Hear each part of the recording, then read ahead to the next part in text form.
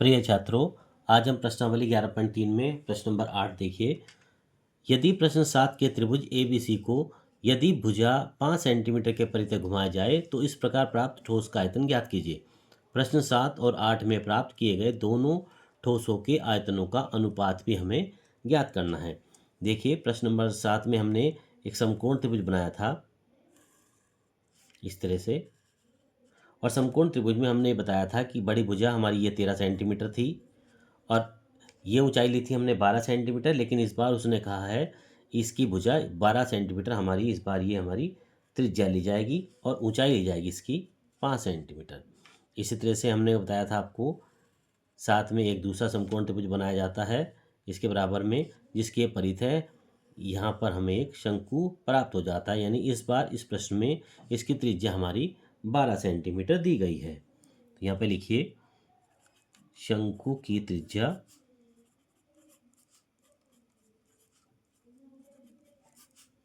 r बराबर, यहाँ पर इस बार हमें 12 सेंटीमीटर की दी गई है और इसकी ऊंचाई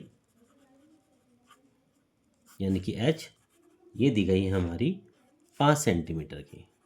अब इसका आयतन निकाल लीजिए। आयतन का फॉर्मूला 1/3 पाई r स्क्वायर इंटू h। 1/3 पाई का मान हमने प्रश्न नंबर 7 में भी नहीं रखा था, यहाँ पर भी नहीं रखेंगे, इंटू पाई इंटू r का मान इस बार है हमारा 12, तो 12 का स्क्वायर इंटू h का मान है हमारा 5।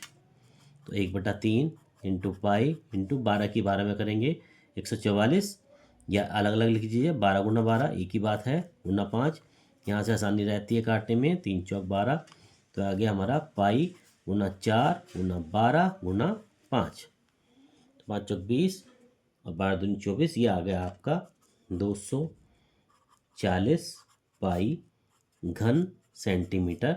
इस प्रश्न का आयतन आ गया इस प्रश्न में।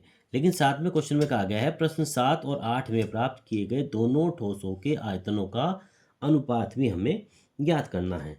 यानी जब हम दोनों प्रश्नों का अनुपात ज्ञात करेंगे, अनुपात ज्ञात करने के लिए क्या करेंगे, देखिए, जब हम अनुपात ज्ञात करते हैं तो प्रश्न नंबर 7 का हमारा आंसर आया था 100 इंटू पाई अपॉन, प्रश्न नंबर 8 का उत्तर आया हमारा 240 इंटू पाई। देखिए, यहाँ से पाई कट जाता है और 20 से काटिए, 20 पंजे 100 होते हैं और 20 की जब 12 में भाग करेंगे तो ये हमारा 240 आ जाता है। तो इसको 5/12 लिख सकते हैं। देखिए, पाई से पाई कट गया, 20 से काटिए, 20 पंजे 100 और 20 कम 20 बचे 4, 20 दूनी 40। इस तरह से हमारे 5/12 आ गया, या इसको अनुपात में लिख सकते हैं 5/12। ये प्रश्न नंबर आपका 8 कंप्लीट हो जाता है।